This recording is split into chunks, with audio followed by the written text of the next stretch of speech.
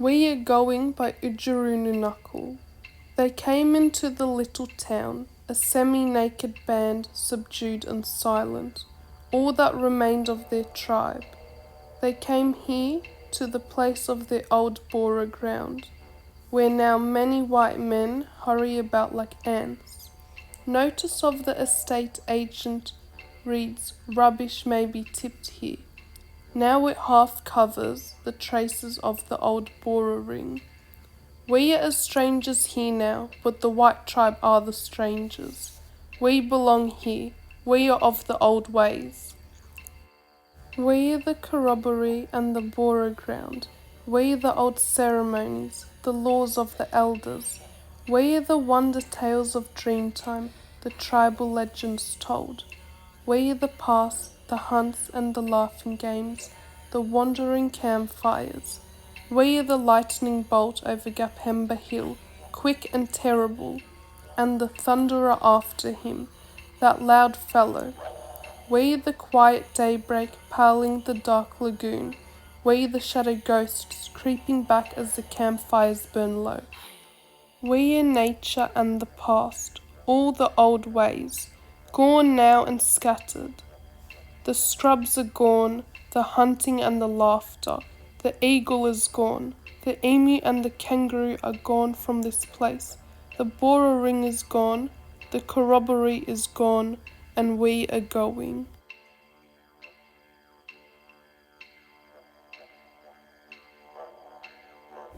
Oodergeroo Noonuccal's 1964 We Are Going conveys the dispossession of Indigenous Australian culture due to British colonisation from 1788 to 1890. Born in 1920, Noonuccal grew up to be a poet, artist and political activist, where she became the leading member of several Indigenous organisations, like the Noonuccal Nudji Education and Cultural Centre. At that time, she was known as Kath Walker. However, in 1988, she changed her name to Oodergeroo Noonuccal in protest at the Australian Bicentennial celebration. Her first name, Oodergeroo, is a symbolism for the paperbark tree, where its bark is used for drawing, and Noonuccal is the name of her people, the Noonuccal, also known as Munjan, who were the traditional owners of Minjerribuk and have lived there for over 25,000 years. Furthermore, Noonuccal alludes to fundamental elements of Aboriginal culture, including the Boer ground and corroborees, all of which achieve a sense of spiritual connection to the land and to country. We Are Going is a striking poem that emphasises the struggles Indigenous people face to preserve what is left of their culture. From the perspective of an outsider, the poet describes a small group of Aboriginal people going to visit the remnants of their town, which has been seized by British invaders. The poem then transitions into the perspective of the Indigenous group by the utilisation of the pronoun we. As the poet explores special cultural sites, as readers we can recognise the importance of Indigenous land, culture and the past. This poem is not written in the traditional form of a poem. Instead, it is written in free verse, which is where the poet does not follow a rhyme scheme or a metrical pattern. However, Noonuccal's use of repetition introduces a distinct form of rhythm. For instance, the use of anaphora of we are highlights the diminishment of Indigenous culture, where all that is left are just traces of the substantial culture.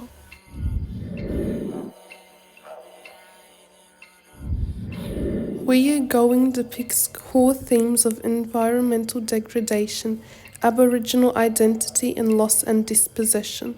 The opening line of the poem accentuates the aftermath of British conquest, within the nation, implying the tragic loss of Indigenous people due to massacres. Noonuccal expresses a semi-naked band coming into their little town who were all that remained of their tribe. Use of alliteration of the letter S articulates a solemn and subtle tone to illustrate the inferiority of Aboriginal Australians in contrast to British colonisers. The Indigenous people were forcibly repressed and used as slaves, as well as being unable to rally or protest the white men. Noonuccal eloquently describes how the white settlers viewed the Aboriginal people through imagery. The band of Indigenous, which are semi-naked, exposes how the invaders highlighted the physical appearance of Aboriginal people, including their partial bareness, to argue that they are uncivilized and primitive. As readers, it is disheartening to hear from the perspective of someone who suffered the annihilation of Indigenous culture, as it punctures a hole in your heart to realize the land we live on was the land where countless Indigenous were exploited and massacred. Noonuccal unmasks the extent of the loss of Indigenous culture and identity, in which the many white men which hurry about like ants have constructed a town on top of sacred Indigenous land. In line 6, the estate agent covers the traces of the old Bora ring. The poet uses imagery to exhibit the white settlers' desire to bury Indigenous heritage, with the intention of obliterating their population. As the white settlers built a sign reading "Rubbish may be tipped here," it exposes how insignificant they perceived Indigenous culture to be, and how impertinent the invaders were. Through the vivid and powerful juxtaposition between what the land was used for during that era and what it is currently used for, Noonuccal employs this example to portray a mood of guilt and despair. Although British invaders have aimed to eradicate Indigenous traditions, they are actually the strangers, as they cannot connect with nature and the land. The poet weaves a series of metaphors to compare First Nations people in Australia to the old ceremonies and the laws of the elders, to celebrate upon the connection between Indigenous culture and portray that they belong on the land. A tone of optimism and patriotism is revealed as the speaker states they are the corroborees and the Bora ground. Although the sacred cultural sites and heritage were extinguished, the remaining tribe members can discover the entire history of their culture and their people within their own lives and their families. Further, Noonuccal metaphorically states that they are the wonder tales of the Dreamtime and the lightning bolt over Gapemba Hill. Through these allusions, the poet asserts the sacredness and symbolism of their traditions. The poet's use of alliteration and consonants of the I sound in the allusion of Gapemba Hill, quick and terrible, allows readers to connect Indigenous groups to certain landscapes and further conveys the bond between the tribe and their sacred land. Like a lightning bolt, line 15 reading quick and terrible is the first line to abruptly interrupt the anaphora of the previous 7 lines, beginning with we. Following a lightning bolt is thunder, which is personified through line 16, the thunderer, that loud fellow. Through these thundering and powerful descriptions, Noonuccal follows by juxtaposing the quiet daybreak paling the dark lagoon. These literacy techniques are effective as they spark a striking and alarming mood. Ultimately, Noonuccal concludes the poem by efficaciously using emotive language to allow readers to emphasize with the calamitous losses and events the countless First Nations Australians faced.